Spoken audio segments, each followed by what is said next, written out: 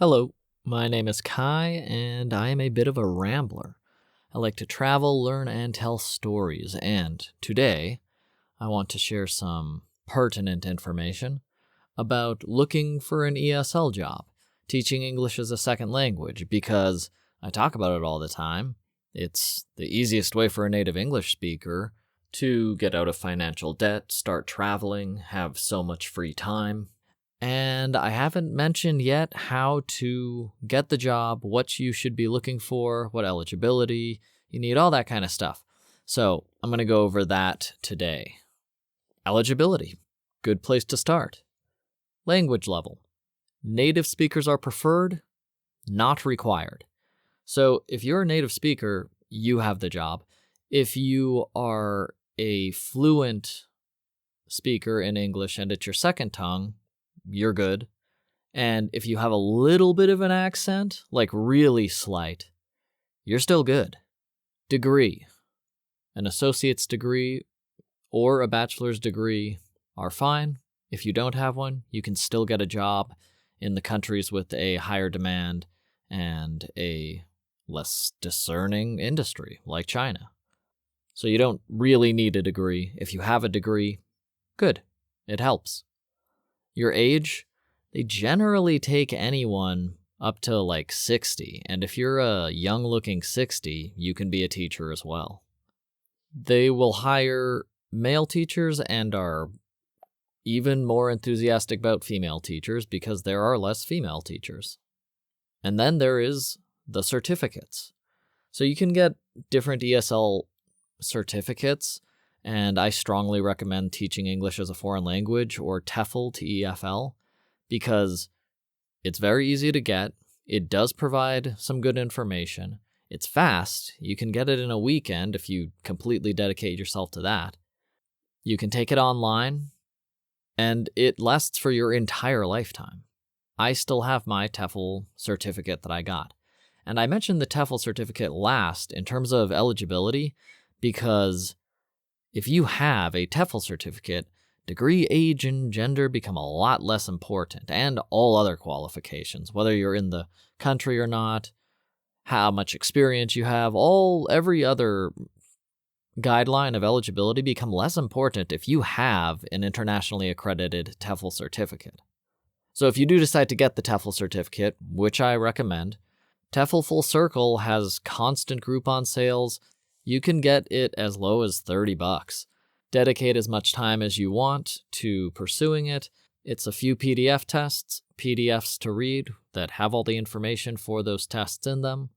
Once you complete the course, you have your lifetime internationally accredited Teaching English as a Foreign Language certificate, which is worth more, far more than the amount of money you're paying for it, because once you have it, you basically have a voucher for instantly accessing higher pay for fewer hours in ESL jobs in a global industry that is stronger than ever. It's huge still, teaching English. And you don't need to learn any new skills. So, eligibility, that certificate trumps all the other ones. The thing is, this industry depends on your level of English. I think a lot of native English speakers may not realize that English is a skill, just like any other trained ability. You practiced English, you got good at it, or good enough if you're a native speaker. I didn't realize that English was a skill, and I certainly didn't realize that English was a marketable skill until I was utilizing that skill to make a great living while traveling. So for native English speakers, it is a skill that you have been practicing your whole life. It's not that there are no required skill sets for becoming an English teacher. People who never spoke English cannot teach English as a foreign language. You're lucky enough, if you're a native English speaker, or you've been practicing it a long time, to have spent so much time dedicated to the skill of English speaking. If you have that extremely marketable skill, then you're eligible to receive all the benefits of pay, time off, traveling that come with the skill of speaking English natively or fluently, and sometimes almost fluently, honestly. All right, so if you're listening to this and you're a native English speaker, you're eligible. So, how do we get a job? What should we look for when we're looking for the ESL job? If you literally type English teaching jobs in country, English teaching jobs in China, English teaching jobs in France, English teaching jobs in blah, there will be a couple crappy results and a whole bunch of real job listings. Those job listings will usually connect you directly with the school. You email them, they email you back, and let's get into this. So you don't need a bachelor's to teach English. It does help, but especially if you have the TOEFL certificate, you're good. Oh, and of course, especially depending on the country. I'll expect Japan to be more strict about a 4-year degree, but not China or anywhere in Southeast Asia, basically. The TOEFL certificate is so important that if you have a bachelor's or an associate's, it doesn't make a difference if you have that TOEFL certificate. If you're side by side with someone who has a 4-year and you have a 2-year, maybe the school will choose them, but maybe not. Someone asked me about tattoos and piercings. Half of our teachers at our schools had tattoos and piercings, and it was not an issue. Dress nicely, treat the school and students respectfully, you're good. Experience is another great reason to teach, because every month you teach raises your potential salary at the next school you teach at. You're going to be saving money, gaining experience. If you sign up for a school an extra year, you usually get a signing bonus and they pay for your plane tickets and a bunch of other benefits. Again, you don't need experience. They will hire someone who's never taught at all and train you at the school. But if you have 1 or 2 years of experience under your belt, then you will get the job and you can immediately ask for the highest salary. They'll usually offer a range, and you'll get it because you have experience in an extremely in-demand market. And when I say in demand, I just want to reiterate, there are literally thousands of current open English teaching jobs available to native speakers in just China right now. Just that one country, which, yeah, it has a lot of people. So of course there's going to be a few job openings, but these aren't a few. These are thousands. Today, there are thousands of listings for English teachers in China. And you can go to Thailand, you can go teach English, Vietnam, go and teach English, India, go and teach English. Anywhere in Southeast Asia has jobs waiting for you right now. And you can go over there tomorrow in a plane, if you have your visa, I guess, if the country requires it. Most of them are visa on arrival, and get that job. So they are available. The market is still desperate for English teachers, I guess is a good word for it. I was going to say demanding or clamoring. They want English teachers, and there are plenty, thousands, literally thousands of positions open right now. While Asia and Southeast Asia have the most jobs with the highest pay and the lowest cost of living altogether, usually, there are still thousands of jobs across Eastern and Western Europe, Central America, South America, throughout Africa, all over the world, with comparable pay and benefits. Certainly much higher than the cost of living in whatever non-English speaking country you want to teach in. As soon as I got my first paycheck after my first month working in a school, I was just like, okay, if I ever need money again, I'll do this. I work half the hours. I make way more than minimum wage in the US. I surpass the requisite skill as a native English speaker. I'm saving more per month than I would in half a year if I was working in the States. And it's fun. It's a good job. You're doing a good thing helping these students. It feels good to help them reach their potential. English is a very useful skill to have internationally. It is very much the international business, cultural, social skill by which people communicate. That's just the state of the world right now. In 100 years, might be Chinese, might be French. Right now, it's English. So this is a useful skill that you are teaching your students. Okay, you speak English, you're qualified. You did a quick Google search, you found the thousands of results I'm talking about. Or let's say dozens if you're only searching for one city in a country. Which school do you pick? Now I'm going to get into this in detail, but there are some bare bones guidelines to follow. So here is a basic comparison between what I consider good schools and shady schools. Good school, they don't have a lot of typos in their advertisement. An S at the end of some words where there shouldn't be, fine. But if they're using the completely wrong word and it just sounds weird, not worth it. They don't care enough to put up a good advertisement. They probably don't care enough to take care of their school students or teachers.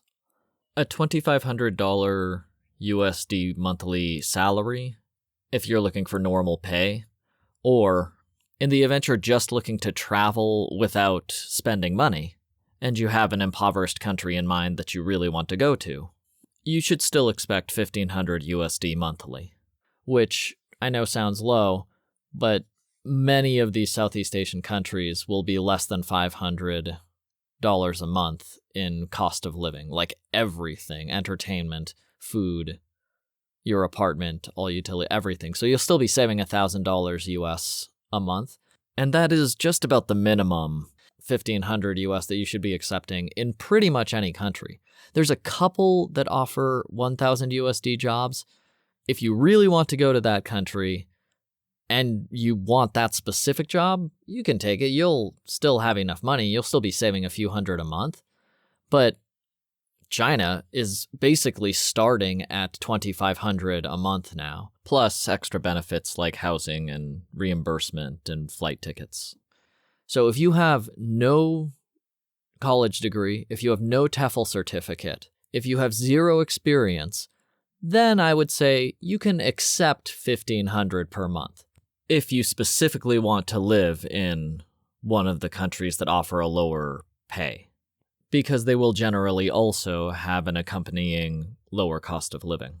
But if pay is any sort of consideration, then there's no reason to accept $1,500, because there are so many other jobs offering $2,500, $4,000, more per month. It's wild how much Saudi Arabia offers English teachers. Visa costs and transportation should either be paid for or reimbursed at the end of your teaching term, usually 1 year. Maximum 30-hour work week, and that's not that common. At least in China, it's a 25-hour work week is considered maximum, as in 25 scheduled teaching hours. The school should have a functional, ready-to-use curriculum and clear, detailed professional expectations. So it doesn't say, we want you to teach and take care of the kids. What does that mean exactly? No, it should say 25-hour in-classroom teaching work week maximum, something like that. So you know exactly what you are expected and exactly the line at which you're contractually fulfilling your responsibilities. Now, maybe they don't make those very clear in the advertisement, so during your interview, ask them. If they respond promptly and give you the details and it's very clear, good. If not, then they don't have clearly defined teacher responsibilities that you can rely on, and don't go to that school. Okay, those are the good things you should be looking for in these advertisements or when you contact the school. Minimal typos in the advertisement. It should sound like a good advertisement. 2,500 USD per month minimum if your pay is more important to you than the country you go to, which is a perfectly valid reason to start teaching English, to get out of debt or start saving money. If you're just doing it to travel, then you can safely accept the salary in an impoverished country and you'll still be making far above the cost of living, even if the pay is lower than other developed countries. Visa costs, transportation paid for, reimbursed, maximum 30-hour work week, and that's only if for some reason you want that specific job. If you're just looking for any job, I would look for a 25-hour work week. The school has a functional, easy, ready-to-use curriculum, and they have a clear, detailed, professional list of teaching responsibilities. Okay, shady schools. Clumsy advertisement, slow response time, zero benefits, no benefits outside of your salary, undefined working hours, that might be the biggest one, no curriculum ready, or they expect you to contribute the curriculum, and vague explanations about their school operation, how things are run, how you will be trained, how your visa works. Just if they don't really know the answers to any of your questions, then no. Now, looking at good or shady schools, while choosing a school based on these expectations, I recommend all or none. If your school fulfills all of the items in the good list, I strongly recommend starting a job there. That's what you're looking for. If your school has any of the vices on the shady list, then keep looking. I know that sounds extreme, but there are so many good job opportunities for English teachers out there that there's really no reason to give, oh, maybe it's okay, the time of day. Or maybe it won't be so bad after I teach there a few months. If you want to join the school and you want to commit years of your life helping them build up a school, of course, there are circumstances where a new school or an inexperienced school will have these problems. And if you've done the research and want to get into that, great.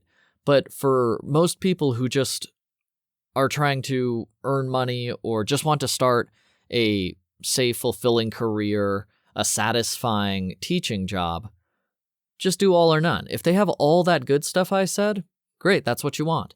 If they are not answering your questions, or if they're unclear, or if they don't have curriculum in their school, or if they don't say exactly how many working hours and agree to an absolute maximum, so you have undefined working hours, then no, it's not worth the back and forth negotiating you might have to do. It's not worth any of the trouble you have to go through because there are so many other jobs waiting for you, eager for you to start teaching at their school or organization. Now, the easiest and safest way to choose your school and understand what you're getting into is to visit the country that you think you want to teach in, visit the country as a tourist, and walk into the schools in person. You can sign up with the school right there. You can see if the coworkers jibe with you. You'll see if the benefits. You can ask the other teachers about the school. We're all pretty honest about the schools we work at. If you find a school you like, chances are they are looking for another teacher. They'll hire you and arrange your working visa for you. Many schools are only interested in teachers who are already in the country or will arrive within a month, maybe 2 at the most. So if you're already in the country, you have a huge bargaining chip during salary and benefit negotiation because it's a business like any other. And it's a lot of young teachers, so there's a high turnover rate, people who will teach a year or 2 and then leave, so they always need new teachers. Chances are very high that if that school is hiring, it's because they need a teacher immediately. If you are in the country at the school talking to them, you're going to be hired over a more qualified candidate who isn't in the country yet. I want to present China as an example. If you decide to fly to China on a tourist visa, you can literally walk door to door into any building with the word English or Yingyu, English and Chinese, or Xuexiao, school, and ask if they are hiring. If you did that, walked around to 10 random schools on a random block in Beijing that you showed up at, it's hard for me to imagine you would not get a job that day. I get stopped on the street by people just because I don't look Chinese, and they ask, "Can you speak English?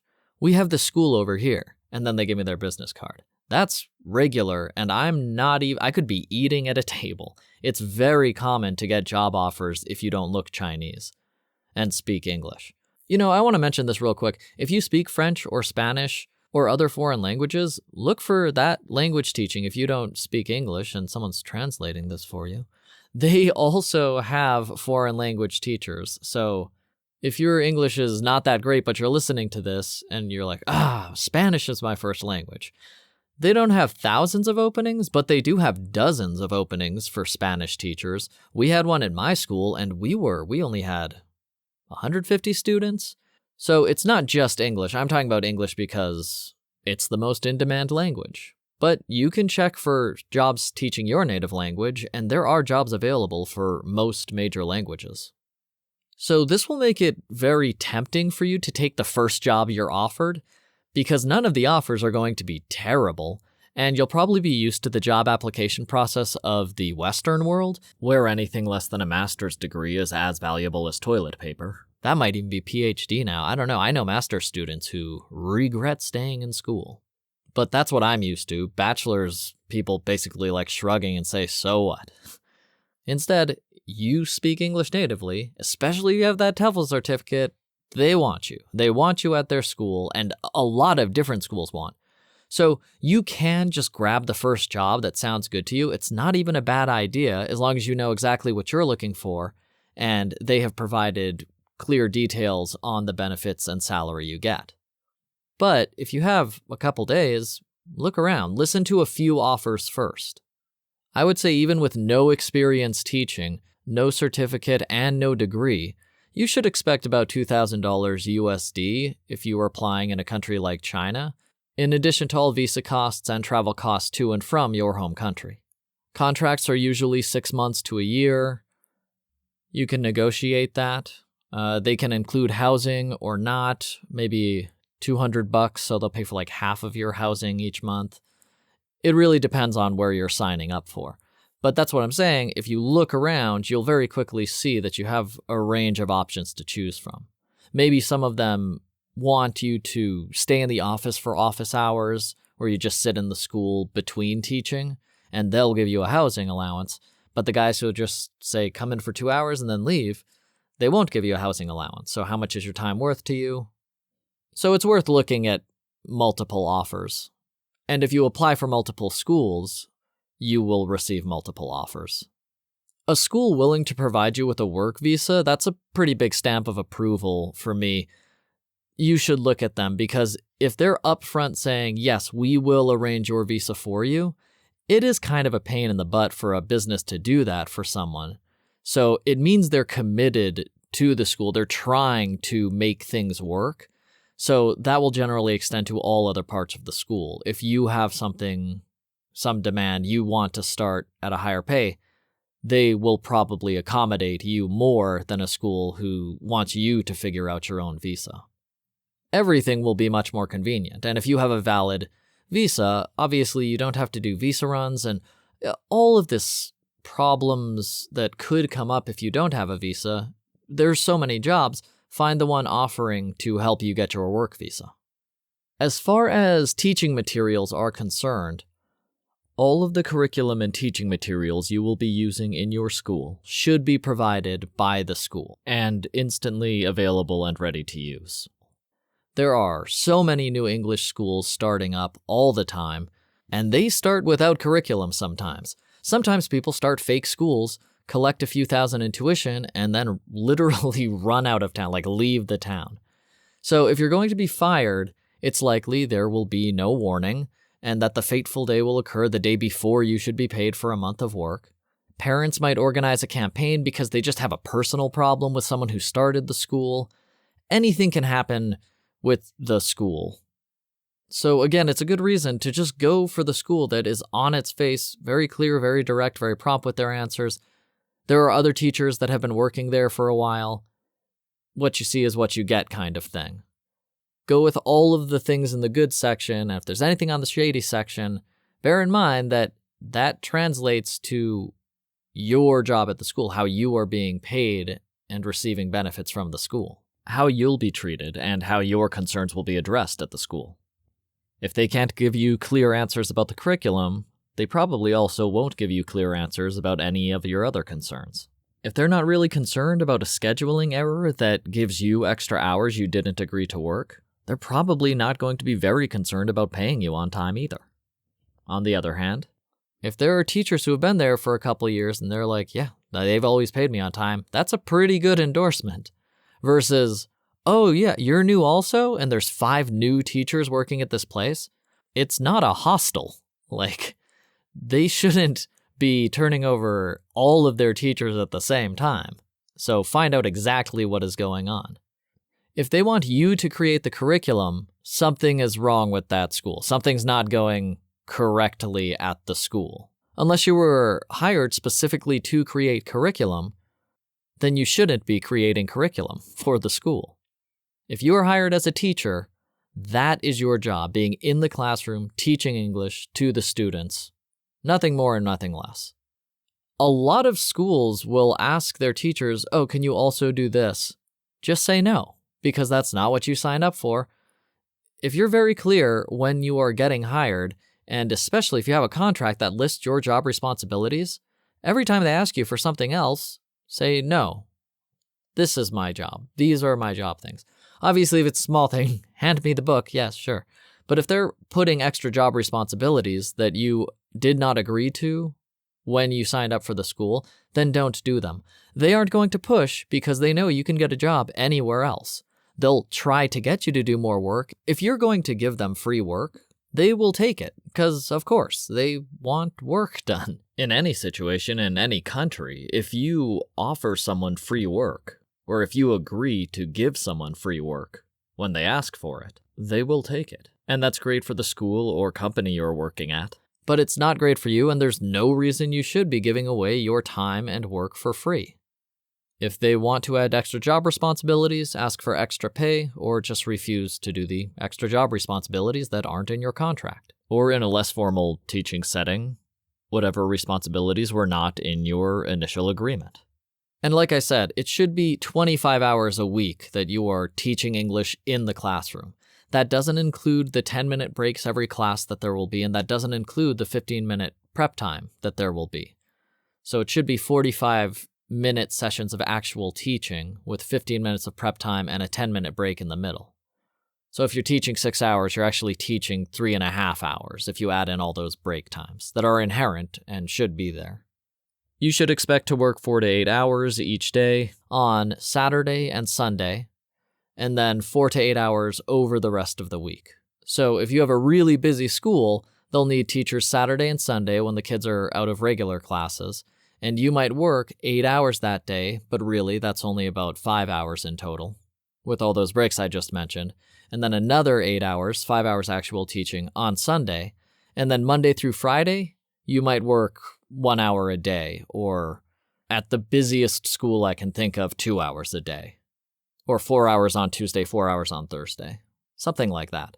That would be a 24-hour working week. Saturday and Sunday, full work days, and then 2 days during the weekday, and then you have 3 days off. It's just as common to work less and get 4 days off a week.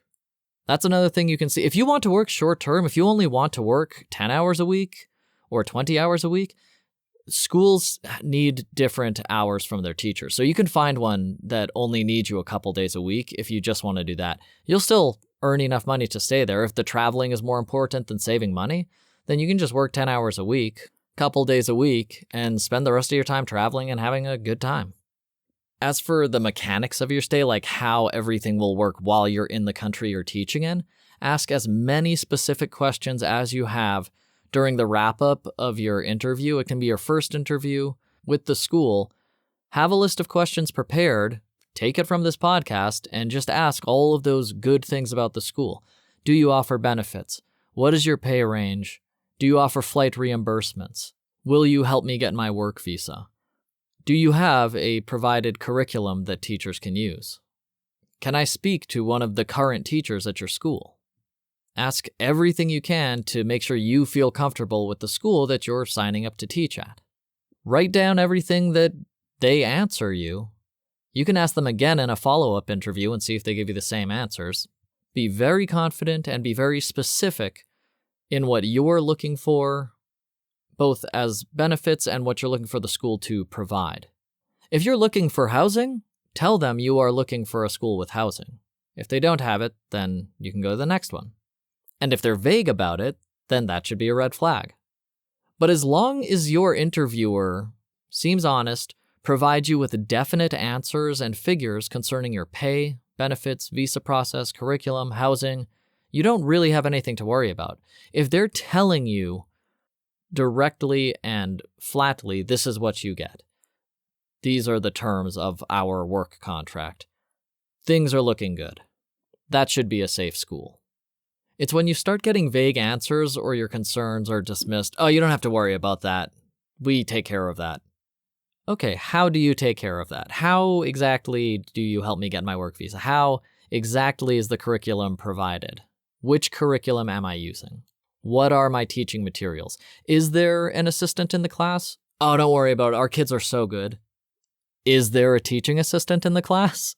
which I didn't mention, most schools will have a teaching assistant in class to translate between you or the kids if the kids need to go to the bathroom, or if one kid is having trouble and you're having trouble explaining a particular concept, the teaching assistant can help explain to the student.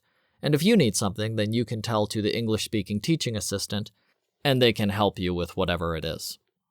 Bear in mind that all of these risks of a bad school, or even if you sign a whole contract, get over there, I've never heard of this happening, and for some reason you don't get to work at the school, or the school shuts down, if you're there, you will be immediately offered another position at one of the thousands of other English teaching schools. So if you want to start traveling and saving money, and ESL sounds like a good way to do that for you, you like the idea of teaching or you're willing to learn to teach and mostly you just want to save money and travel, then follow these guidelines I gave. Choose the best school that sounds the best to you. And then even if it doesn't work, there are many, many other jobs and many other schools willing to hire you. So you just have that in your back pocket. You do the best you can to find the best situation for you. But even if for whatever reason it doesn't work, you have all of the other schools waiting to hire you. I also want to say, having a bad experience is pretty rare. I knew a lot of teachers in China when I was teaching. And all of those pitfalls I mentioned didn't happen to many of them, except the responsibilities thing, that happened a couple times, but they never had a full job just taken away from them after they started a new job. Or most of the schools I interacted with were trying to hire teachers, had their curriculum ready and definite schedules, and paid their teachers on time. So all of the concerns are not going to be very pressing. I just want you to be aware that if they come up, there's another job available. There are other good jobs willing to pay you the same, waiting for you to walk through the door. I'll mention the office hours really quick. So they might say it's a 40-hour work week. We want you in the office 15 hours a week for office hours, and then you teach 25 hours. So when they say that, 25 hours doesn't include all of those 10-minute mid-class breaks, and it doesn't include the prep times. So that's probably down to 18 hours roughly of actual teaching time if you add in all of the breaks. And then 15 hours of office hours means that if you work 2 hours, say on Tuesday, you might stay there for 6 more hours just being in the school. You'll mostly be playing on your phone or your laptop and just waiting until you go home. You can work on your projects, whatever you like to do, at the desk they provide.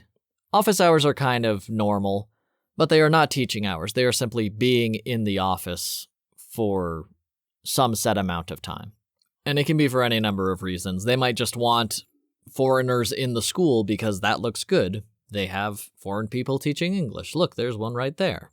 Just ask them what they need office hours for, what your responsibility specifically will be during office hours, and then you'll know what you're getting into. It's usually just so they have teachers there to make it look like a school. I remember very specifically one week I had to cover 2 other teachers and work a full 40-hour week actually teaching, and it was like the worst experience I'd had in years. I couldn't believe I used to work 40 hours a week when I didn't need to at all. That whole time, I could have just been working 20 hours a week. So once you're at the school, everything looks good.